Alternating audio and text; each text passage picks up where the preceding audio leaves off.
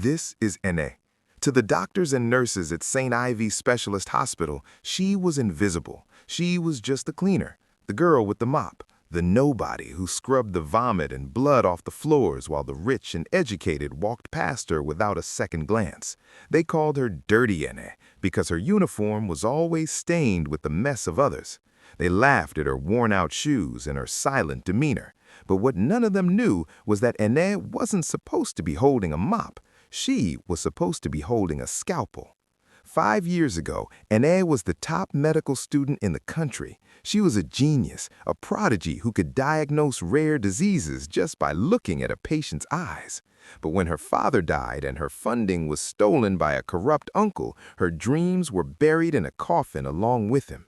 She dropped out in her final year to survive. Now, the girl who should have been a neurosurgeon was cleaning toilets for minimum wage. But destiny has a funny way of circling back.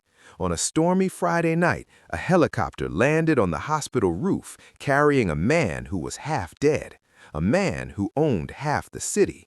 The doctors panicked, the machines screamed, and in the chaos, it wasn't the chief medical director who saw the problem. It was Ene, the cleaner. But when she stepped forward to save his life, she made a mistake that would cost her everything. Or so she thought. Grab your popcorn, settle in, and get your tissues ready. This is the story of how a rejected stone became the cornerstone. And if you believe that God can change your story in the blink of an eye, subscribe and hit the like button right now. Life at St. Ivy's was hell for Ene. The head nurse, Madame Beatrice, made sure of it. Beatrice was a woman who wore too much makeup and carried too much hate. She despised Ene. Why? Because Ene was beautiful in a way that poverty couldn't hide, and because Ene was smart, too smart. Beatrice had caught Ene reading medical charts left at the nurse's station more than once. "You illiterate rat!" Beatrice would scream, echoing down the sterile hallways. "Did you go to school to read charts or to scrub toilets? If I see your eyes on patient files again, I will make sure you never work in this city again." Ene would just bow her head. "I'm sorry, Ma," she would whisper, clutching her mop bucket until her knuckles turned white. She needed this job. Her younger sister, Chidi, was sick at home with sickle cell anemia, and every naira Ene earned went to buying medication. So Ene swallowed her pride. She swallowed the insults. She became a ghost. But ghosts see everything. While Ene marked the floors of the VIP ward, she listened. She listened to the doctors discussing cases. In her head, she screamed the answers. "It's not malaria, it's lupus. Check his liver enzymes," she would think. But she kept her mouth shut. She knew her place, until the night the code blue alarm shattered the silence. It was 2 a.m. The rain was hammering against the glass windows of the hospital. The helipad lights flashed, and a gurney was rushed into the ICU, surrounded by men in black suits. It was Billionaire CEO Daniel Kalu, the tech giant, the man who had just launched the biggest AI company in Africa, and he was convulsing. The hospital went into lockdown. The chief medical director, Dr. Coker, rushed in his pajamas. The best specialists gathered around the bed. They shouted orders. "He's having a seizure. Administer diazepam. His BP is crashing. Get the defibrillator. It's a heart attack. Prep the cath lab." Ene was in the corner of the room. She had been cleaning up a spill when they burst in, and in the panic, no one noticed her. She pressed herself against the wall, watching. She watched the monitors. She watched the way Daniel's skin was turning a strange shade of blue-gray. She watched the way his fingers curled inward like claws. The doctors were failing. They were treating him for a heart attack. They were pumping him with blood thinners, but Ene saw something they missed. On the bedside table, among Daniel's personal effects, was a small, empty bottle of a rare herbal supplement used for stress. And on the monitor, his heart rhythm wasn't chaotic like a heart attack. It was slow, too slow. Beatrice was standing by the door, shouting at the nurses, "Move faster! If he dies, we all lose our jobs!" Ene's heart pounded. She knew what was happening. It wasn't a heart attack. It was a toxicity reaction.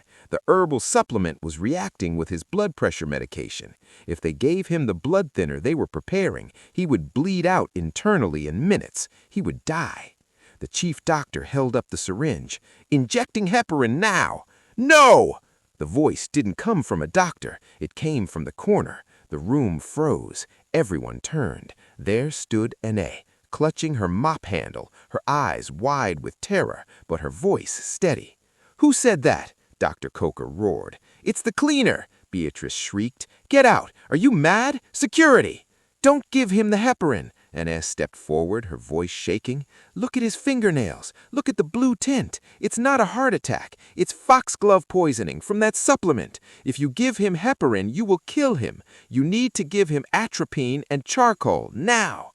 Silence. Absolute, deadly silence. Then Dr. Coker laughed, a cold, cruel laugh. "The cleaner is teaching me medicine? Get this filth out of my ICU." Security guards grabbed Anne.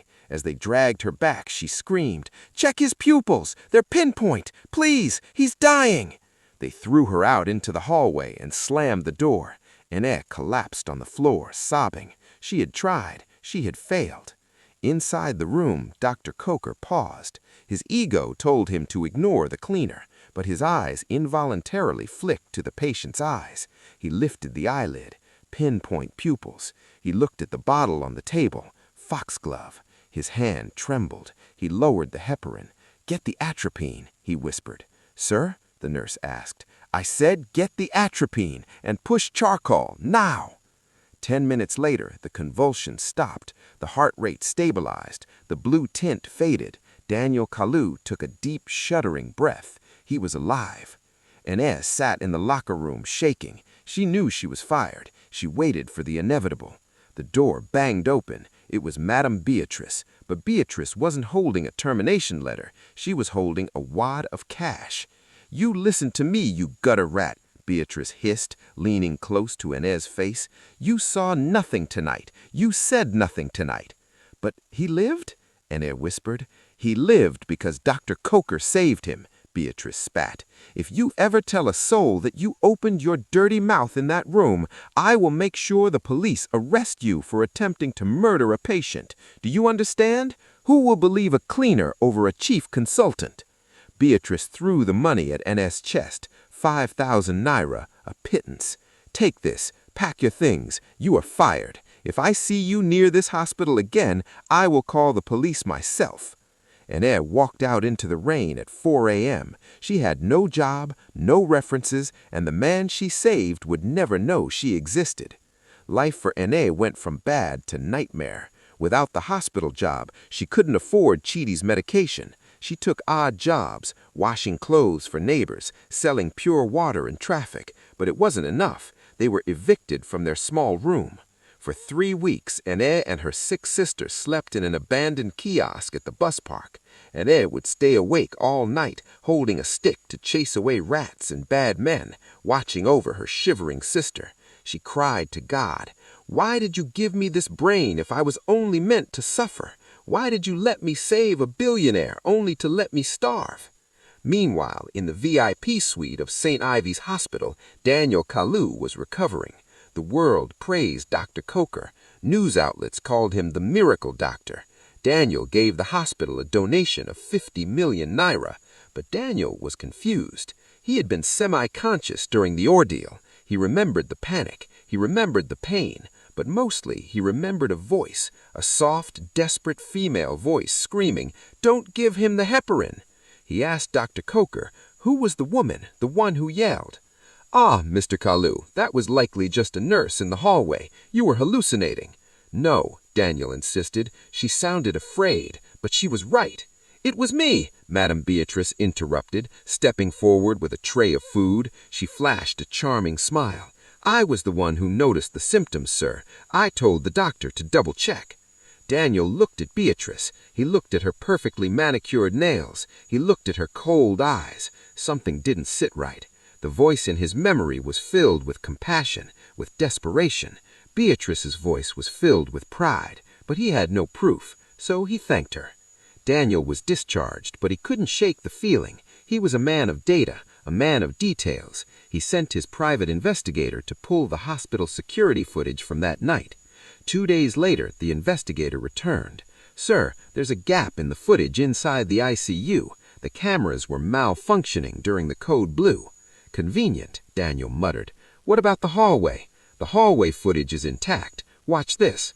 Daniel watched the video on his tablet. He saw the chaos. He saw the doctors rushing in. And then he saw a small figure being dragged out by security guards, a girl in a blue cleaning tunic. She was screaming, pointing back to the door, fighting to be heard. Daniel zoomed in. He couldn't hear the audio, but he could read lips. He built AI that read lips. He watched the cleaner's mouth. Check, pupils, poison. Daniel slammed his hand on the desk. It was her, the cleaner. He looked closer. He saw Beatrice standing in the doorway, pointing at the girl, ordering the guards to throw her out. "Find her," Daniel commanded. "Find the girl in the blue tunic." Finding a fired cleaner in a city of 20 million people is like finding a needle in a haystack. N.A. had no phone, no address. The hospital records only had a fake address she had used to get the job. Daniel returned to the hospital unannounced. He stormed into the admin office. Dr. Coker and Beatrice stood up, shocked. "Where is the cleaner?" Daniel demanded. "The one who worked the night shift 3 weeks ago." Beatrice turned pale. "Sir, she was a thief. We fired her. We don't know where she is." "You fired the woman who saved my life?" Daniel's voice was low, dangerous. "She is a nobody," Beatrice shouted, losing her composure. "She is an uneducated peasant. How could she save you?" "That uneducated peasant knew more medicine than your entire team," Daniel retorted. "If you don't find her in 24 hours, I will sue this hospital for malpractice and fraud. I will shut this place down." The hunt began, but it wasn't the hospital who found her. It was fate. Chidi's condition worsened. It was a crisis night. Her body was burning with fever, her joints screaming in pain. N.A. had no money for the injection she needed. Desperate, N.A. carried her sister on her back. She ran to the nearest pharmacy, begging, "Please, give me the tramadol and fluids. I will work for you. I will wash your floor for a year. Please, she is dying." The pharmacist chased her away. No money, no medicine. N.A. collapsed on the roadside, weeping, rocking her screaming sister. A black SUV was stuck in the traffic jam next to them. The window rolled down. A man was annoyed by the noise. "Why is this girl blocking the road?" the man asked his driver. It was Daniel Kalu. He was on his way to a gala. The driver honked. N.A. looked up. Her face was illuminated by the headlights. Her eyes were red, swollen, filled with a pain so deep it could crack the earth.